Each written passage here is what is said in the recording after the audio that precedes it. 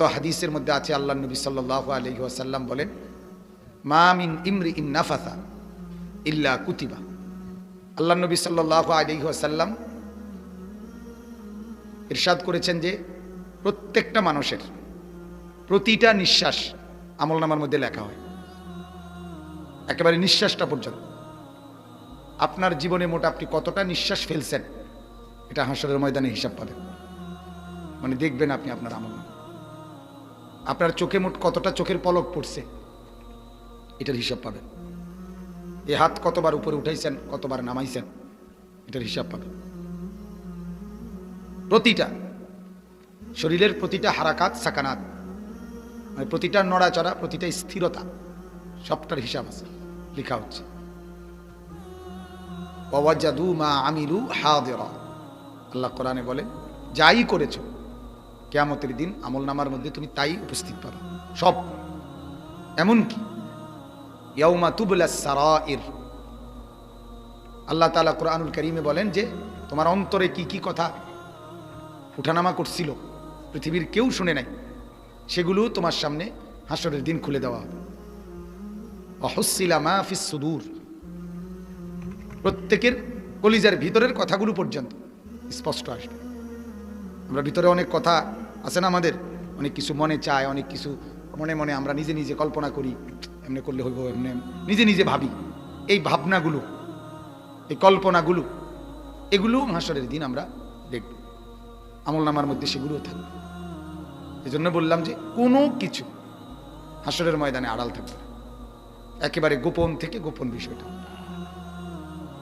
আল্লাহ নবী সাল্লাল্লাহু আলাইহি ওয়াসাল্লাম বলেন প্রতিটা নিঃশ্বাস লেখা হয়, ইম্মা ফি তাআতিন ওয়া ইম্মা ফি মাসিয়াতিন।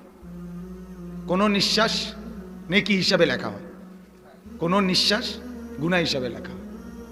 নিঃশ্বাসটা, প্রতিটা নিঃশ্বাস আমাদের কোনোটার মধ্যে ডান কাঁধে ওঠে, কোনোটা কোন কাঁধে ওঠে, বাম কাঁধে। কেন? মানে হলো এই যে এখন যেমন আপনারা আমরা বসা এখানে যারা বসছেন, আপনাদের নিঃশ্বাস পড়ছে না, নিঃশ্বাস চলতেছে না, এই নিঃশ্বাস প্রতিটাই আমলনামার মধ্যে নেকি হিসেবে উঠবে। কারণ আমরা এখন নেক কাজের মজলিসে আছি। এখন যারা টেলিভিশনে নাচ দেখতেছে তাদের নিঃশ্বাস উঠানামা করছে না, প্রত্যেকটা নিঃশ্বাস বাম কাঁধে গুনাহ হিসেবে উঠতেছে। এই আর সহজ হিসাব। গুনার মজলিসে যে আছে, যে কোনো একাকী হোক, দুজনের সাথে হোক, ওইখানের প্রতি নিঃশ্বাস গুনাহ হিসাবে ওঠে, এবং নেক কাজের প্রতি নিঃশ্বাস নেকি হিসাবে ওঠে। মসজিদে আমি নামাজে কোরআন তেলাওয়াতরত অবস্থায় আল্লাহর জিকির করতেছি, হালাল রোজগার করতেছি, হ্যাঁ, আল্লাহর কথা শুনতেছি, এই সমস্ত মানে যেটা শরীয়ত আল্লাহ এবং তার রসুল কর্তৃক অনুমোদিত কাজ, ওই রকম কাজ যাই করি সেখানকার প্রতিটা নিঃশ্বাস নেকি হিসাবে ওঠে। আর শরীয়ত বহির্ভূত গুনার যত কাজ সেটা যখনই করি ওই গুনাহও তো আছেই, নিঃশ্বাসটা পর্যন্ত গুনাহ হিসাবে লেখা হয়। এবং আপনার অঙ্গ প্রত্যঙ্গগুলোর মধ্যেও সেই গুনাহগুলোর রেকর্ড থাকে। অতুকাল্লিমুনা আইদিহিম ওয়া তাশহাদু আরজুলুহুম, আল্লাহ বলেন তোমার জিন্দেগীর কথা তোমার দুই হাত আমি আল্লাহর সামনে হাসরের দিন বলবে। ওয়া তাশহাদু আরজুলুহুম, দুই পাও এগুলোও সাক্ষী দিবে কি করছো। আল্লাহ তাআলা বলেন ইন্নাস সামআ ওয়াল বাসারা ওয়াল ফুআদা, নিশ্চয়ই কান, চোখ, দিল, এই তিন জিনিস তিনটাই কুল্লু উলাইকা কানা আনহু মাসউলা, এই তিনটাকেই হাসরের দিন জিজ্ঞেস করা হবে তোমার দ্বারা কি কি হয়েছে বলো। এই তোমার চোখ দিয়ে এই ছেলেটা বা এই মানুষটা, এই পুরুষ এই নারী কি কি করছে বলো, তোমার কান দিয়ে কি কি করছে বলো, তোমার দিল দিয়ে কি কি ভাবছে বলো। আসলে আমরা খুব চিন্তিত, খুব বেশি চিন্তিত যে কি করলে, কিভাবে বললে, কি উদ্যোগ নিলে আমাদের যুব সমাজকে আমরা আরো বেশি দিনমুখী করতে পারি, এটা নিয়ে খুব ফিকির করি, বুঝছেন না? কারণ ফিকির না করলে, কৌশল উদ্ভাবন না করলে সমাধান আসবে না। আমরা প্রতিনিয়ত দেখতে পাচ্ছি এখন মহল্লাকে মহল্লা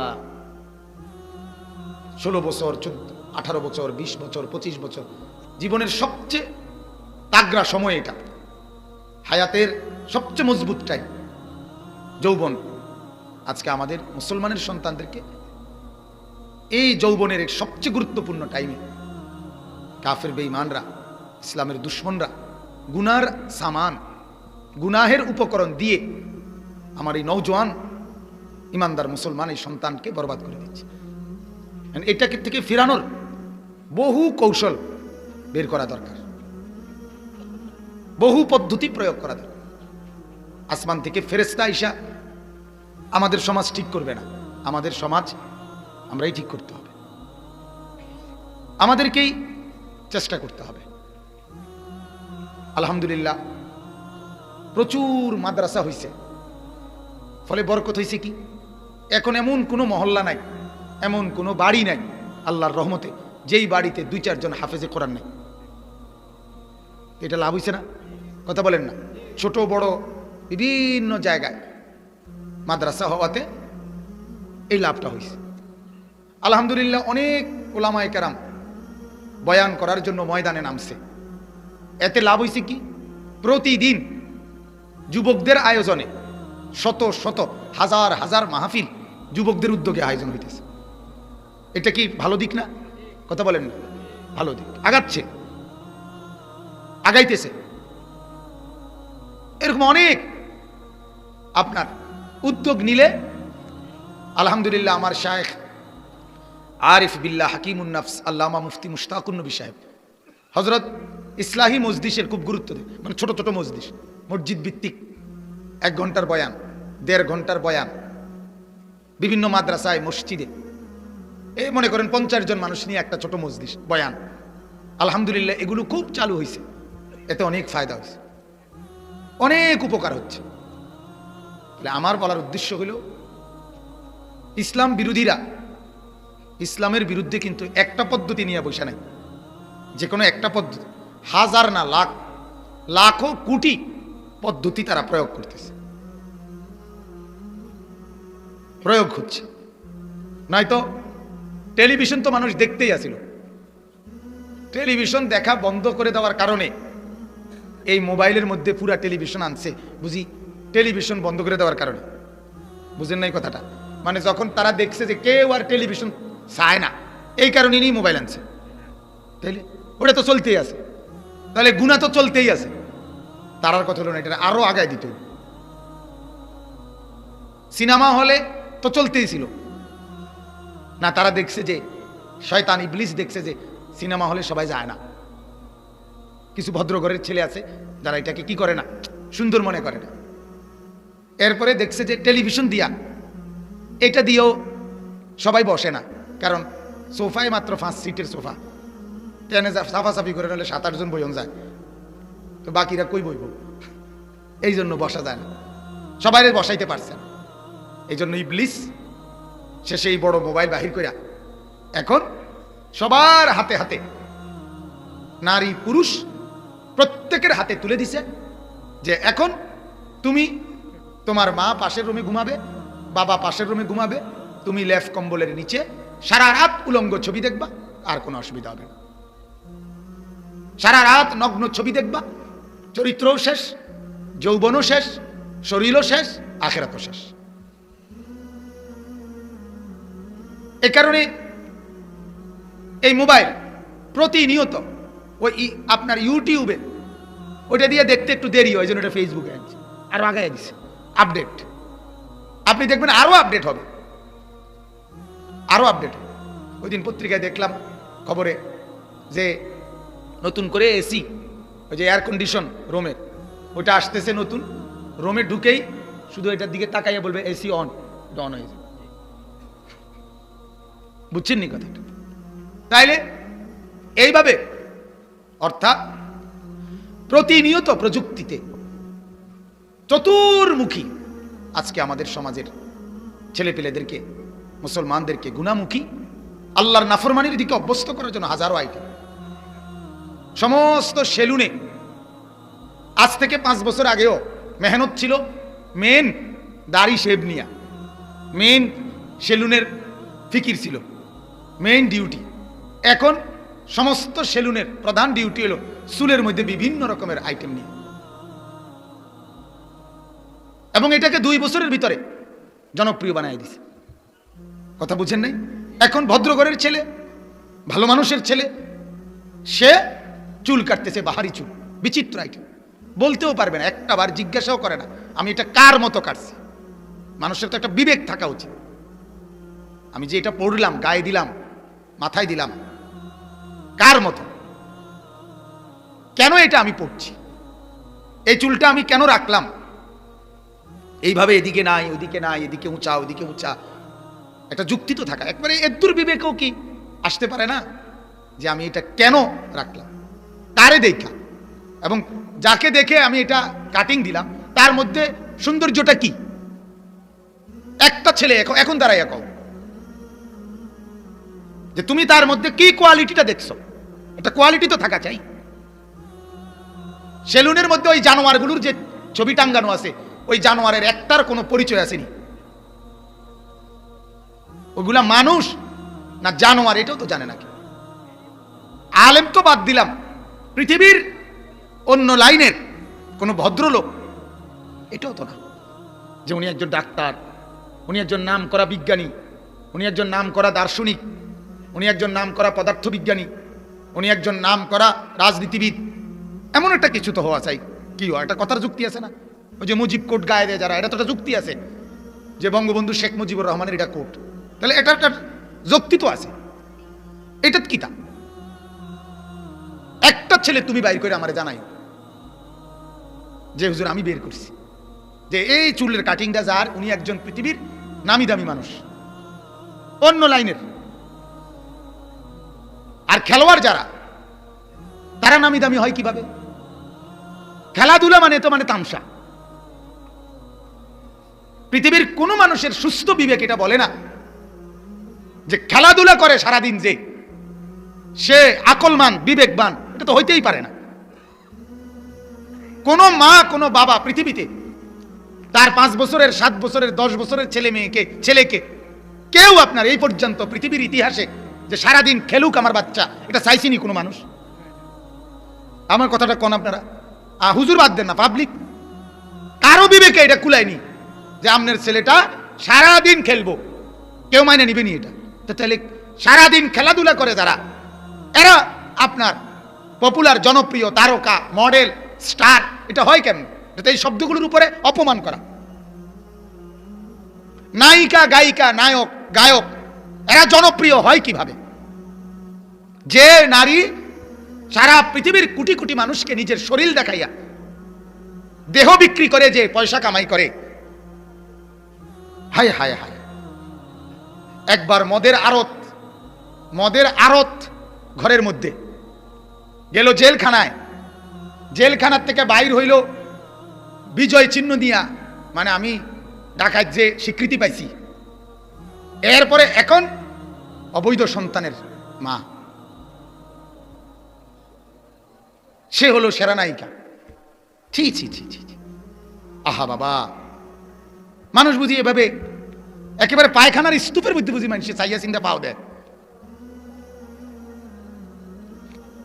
বুঝেন নাই কথাটা? কুকুরের পায়খানাতে বুঝি মানুষের চাইয়া চিন্তা পাও দেয় বুঝি। তাহলে এই জন্য আমার বাপ এটাই বলতেছিলাম যে আমরা দিবানিশি আলহামদুলিল্লাহ বর্তমানে ওলামায়ে কেরাম ফিকির করছে, চেষ্টাও করতেছে।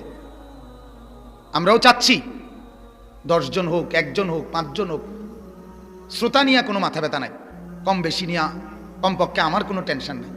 আমার দিন রাতের টেনশন হলো এদেরকে বদলাবে কিভাবে, আরো কি সুরত হইতে পারে। আলহামদুলিল্লাহ ফিকির যেখানে যে দূর হইছে ওইখানে বদলাইতেছে।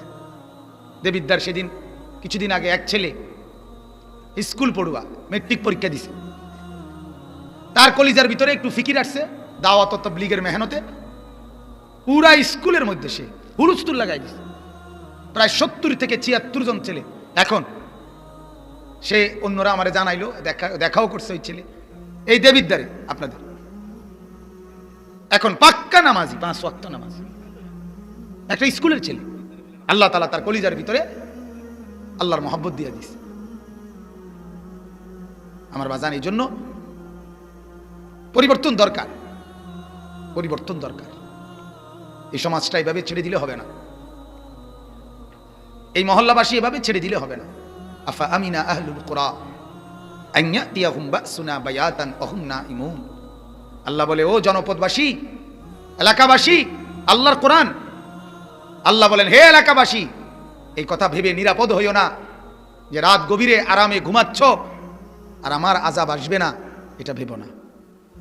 ঘরের মধ্যে আরামের বিছানায় রাত গভীরে ঘুমন্ত অবস্থায় আমি আল্লাহ তাআলা বহু জাতি ধ্বংস করে দিয়েছি।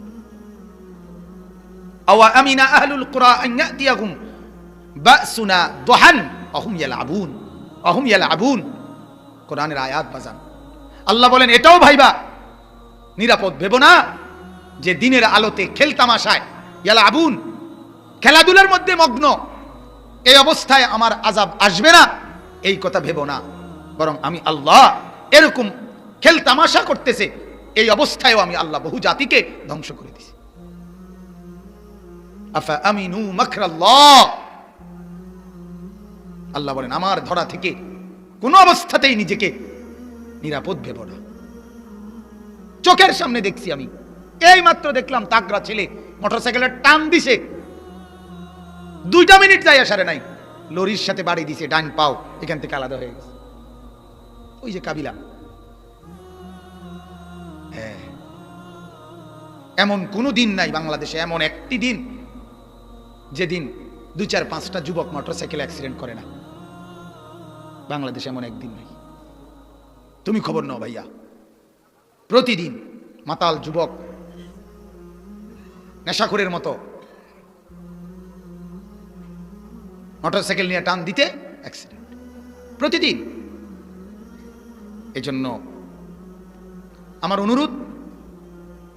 অনুরোধ, যে কয়জন ভাই বসছেন, যেখানেই যাকে পাই তাদের কাছেই বলি, এক কথার ফেরিওয়ালা আমরা। মূলত আমি ব্যক্তিগতভাবে বলি, আমি এক কথার ফেরিওয়ালা, একই কথা দোহরাই, সারাদিন দোহরাই, বারবার বলি। কি করুন? আল্লাহ তাআলা কোরআনুল কারীমের মধ্যে বলছেন, ফাযাক্কির, হে নবী আপনি আমার কথা বারবার বলেন। এটা রাসূলের প্রতি আল্লাহর আদেশ। ফা ইন্নাদ যিকরা তানফাউল মুমিনিন, বারবার বলবেন, ইমানদারের উপকার হবে। উপকার হয়ই হয়। আল্লাহর কথার একটি শব্দ বিফলে যায় না। কেউ আজ বদলায়, কেউ হতে পারে 30 বছর পরে বদলায়, কেউ হতে পারে তার বরকতে তার খানদানের কেউ বদলাবে।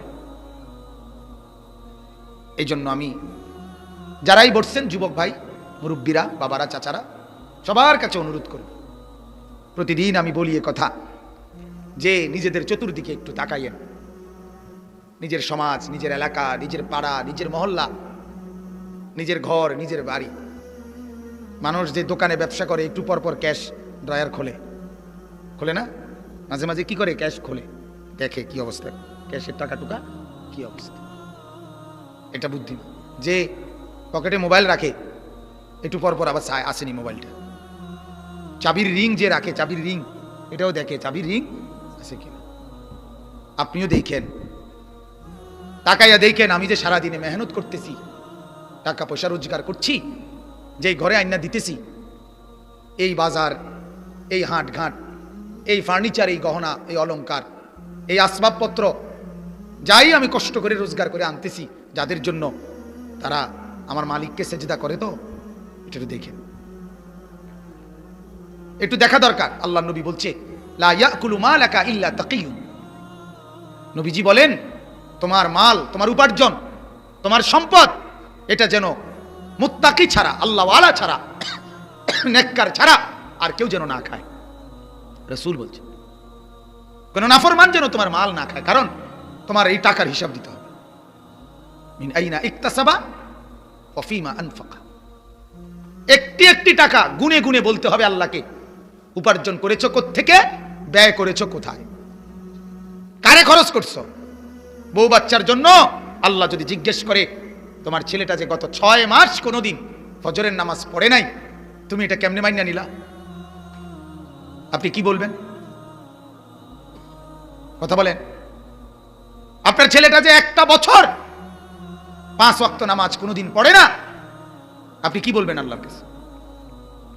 আপনার যে নাফরমান স্ত্রী, বউ, বিবি নামাজ পড়ে না, আপনি ওই ডাকাইতের সাথে কেমনে রাত কাটান? হয়তো আল্লাহর দুশ্মন, হয়তো রাসূলের দুশ্মন। দুশ্মন না? কথা বলেন না কেন?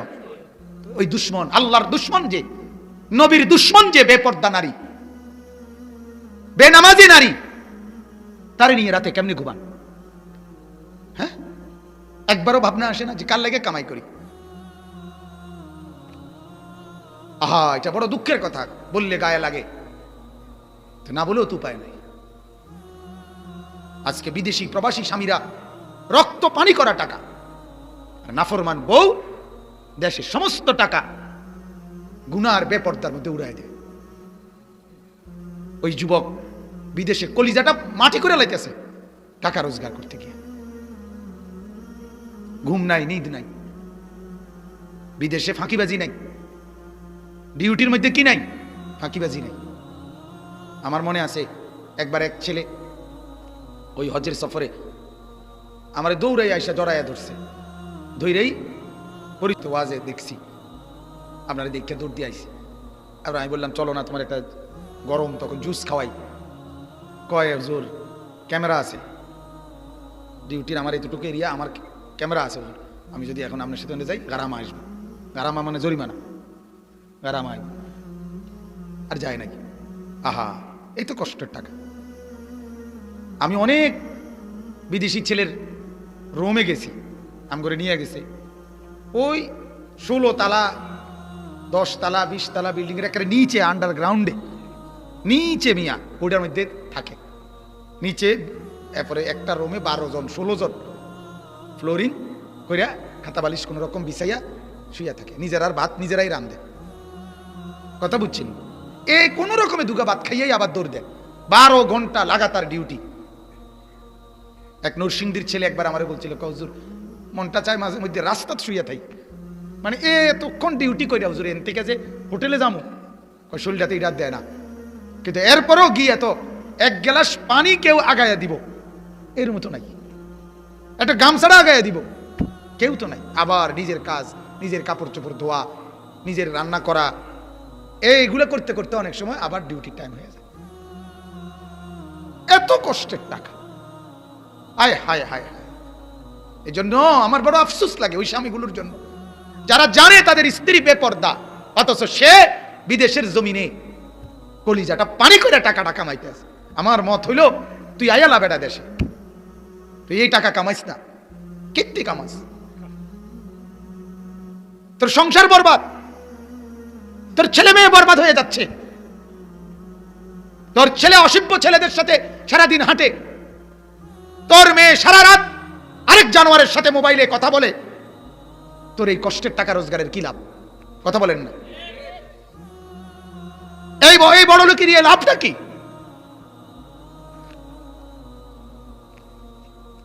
আহা, আল্লাহ আমাদেরকে মাফ করে দেন আমার বাজান। এজন্য ফিকির করা উচিত, আমার ভাত ইমানদার ছাড়া খাবে না, আমার কষ্টের 1 টাকা নাফরমানকে খেতে দেব না আমি। কেন? আমাকে তো আমার টাকার হিসাব দিতে হবে।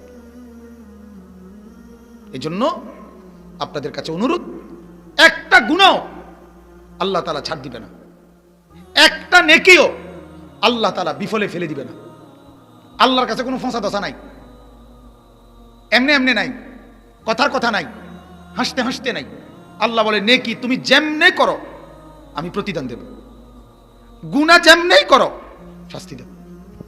আমি এমনি বুঝাই আপনার করে, এই যে মনে করেন আমি এখানে বসছি, বসে মনে করেন অনেকক্ষণ বসে থাকার কারণে আমার কাছে মনে করেন ক্লান্তি লাগতেছে, তা আমি আল্লাহ এরকম করলাম, মানে কুমাইয়া উঠলাম, কিন্তু কি কইছি?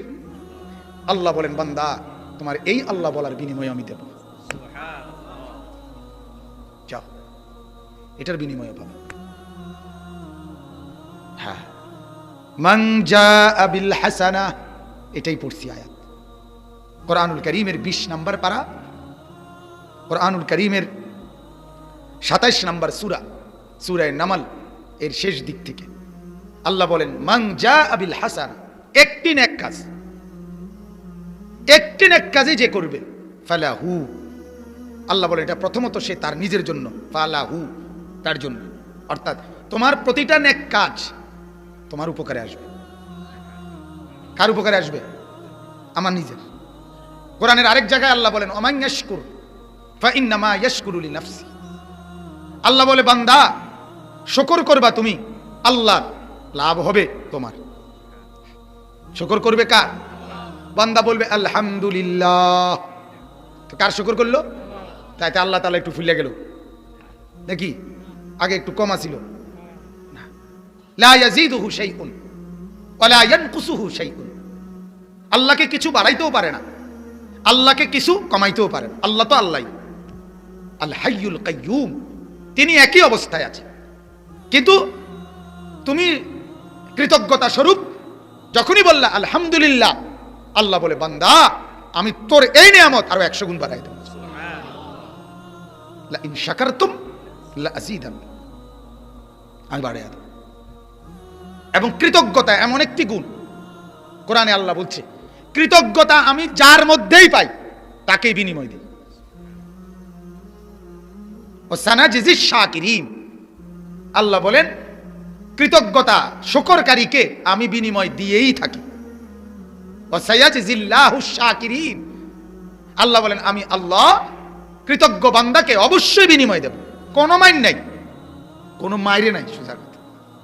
এরপরও আল্লাহ বলেন, কিন্তু আফসোস করে মাওলা বলেন কালিলাম মা তাশকুরুন, কিন্তু বান্দা আমি বললাম আমি এটার বিনিময়ে আরো অতিরিক্ত দেব, তবুও তোমরা আমার শুকর করো বড় কম। সবার কথা মনে থাকে, আমার কথাই মনে থাকে না। বুঝলেন? আলহামদুলিল্লাহ বলতেই শুধু মনে থাকে না, সবার কথা মনে থাকে। বাচ্চা হইছে, পুরা সবাই জানাইছে, চাচা, মামা, নানা, ফুফা, খালু, ওই আমেরিকার বাগিনা, ইটালির মধ্যে বাতিজা হেতেও জানছে, হ্যাঁ দোয়া করে ওইছে ওইছে আল্লাহর রহমতে ওইছে, সিজারে সিজারে আল্লাহর রহমতে ওইছে, হ্যাঁ দোয়া করিল। আর কাটা খেয়াল করছে, আর কেউ বাইরে চিনি জানাও, ও রে তোর যে উত্তরের ঘরের কাকু ইন্নারিল্লাহ, হাতে কি মনে করবো, তোর উত্তরের ঘরের কাকারে জানাইছে না, আই হাই হাই হাই, তোর মনে কষ্ট নিব, তাড়াতাড়ি ফোন লাগা, হ্যাঁ কাকা হইছে, চিন্তা করে, মানে 14 গোষ্ঠী সবাই রে জানাইছে, কিন্তু আসরের নামাজ পড়ে নাই, মাগরিবের নামাজও পড়ে নাই। আয় নাফরমান, শুধু সেজদা দিয়ে জানাইলি না আল্লাহকে, ভুলে গেলি শুধু আল্লাহকে। মনে ছিল সবার কথা, মনে নাই শুধু কার কথা? মালিকের কথা। আলহামদুলিল্লাহ বলারও কি হলো না, তৌফিক, আহা বদনসিব। হ্যাঁ, এজন্য আল্লাহ তাআলা বলেন মান জাআ বিল হাসানা, আমার বান্দা তোমরা যেই একটি ভালো কাজ করবা, হাসানা একটি নেক কাজ করবা, ফালাহু এটা তার জন্যই, মানে তোমার জন্যই, আর এটার বিনিময় পাবা খাইরুম মিনহা, তুমি করছো জেদ্দুর, তুমি করছো যেমনে, আমি আল্লাহ এটার বিনিময় দেব তার চাইতে অনেক সুন্দর করে, অনেক উত্তম করে। কথা বুঝছেন না? তোমার মতো করে না, তুমি চাইছো তোমার মতো করে ভালো কাজটা করছো, আমি আল্লাহ দেব আমার শান মতো করে। বান্দা চায় বান্দার মতো করে, আল্লাহ দেয় আল্লাহর মতো করে। সুবহানাল্লাহ। একটা উদাহরণ দেই তাহলে বুঝবেন। কোরআনুল কারীমের মধ্যে আছে ইব্রাহিম আলাইহিস সালাম, ওনার ছেলে ইসমাঈল এবং হাজেরা স্ত্রী, এই দুইজনকে আল্লাহর হুকুমে বাড়ির থেকে মরুভূমিতে আল্লাহর ঘরের কাছে একাকী, সম্পূর্ণ গাছপালা তরুলতাহীন, কোনো বন্ধুর স্বজন, কোনো জনবসতি কিচ্ছু ছিল না, ঠিক কিনা বলেন? একজনও নাই।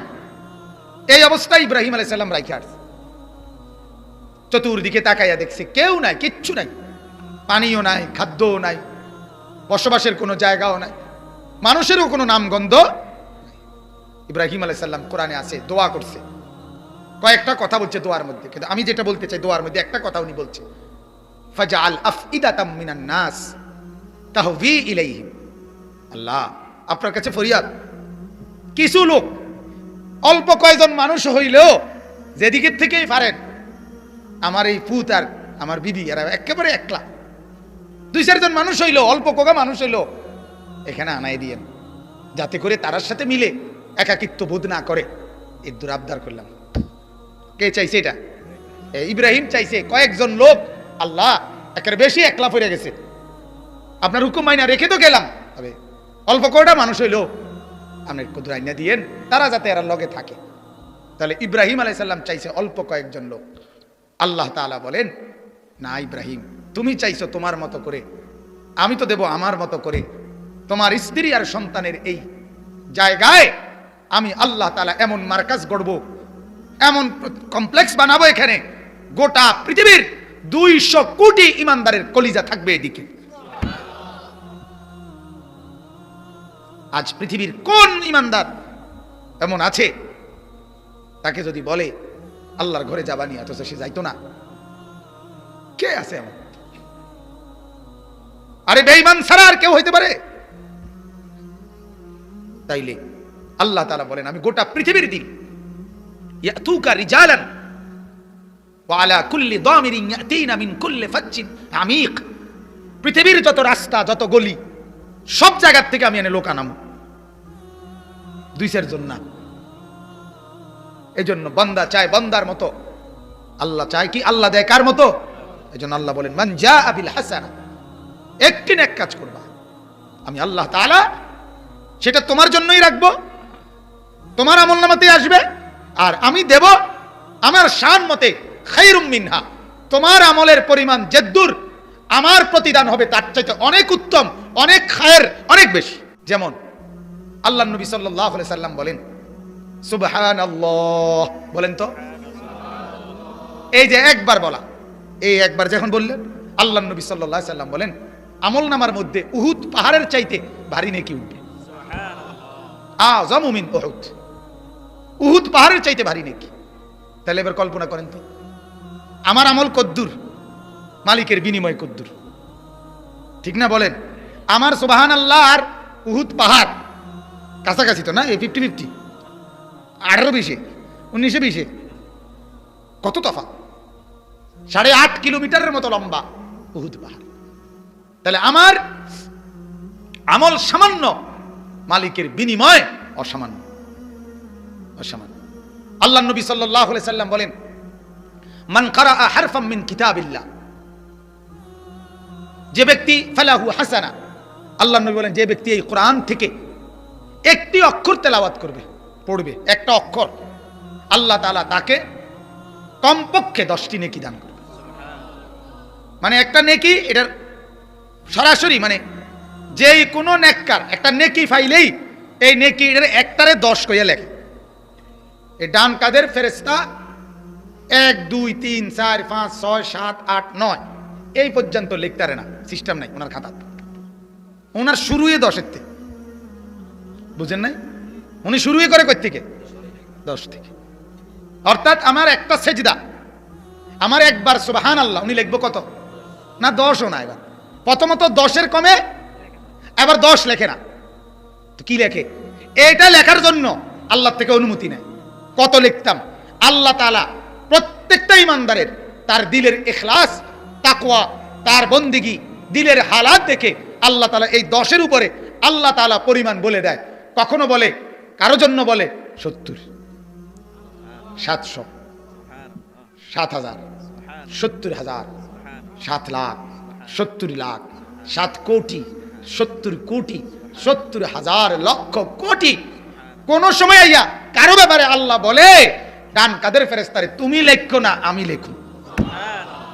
সাআকতুব, তুমি দেখতেন কম্পিউটারের একটা হিসাবের রেঞ্জ আছে।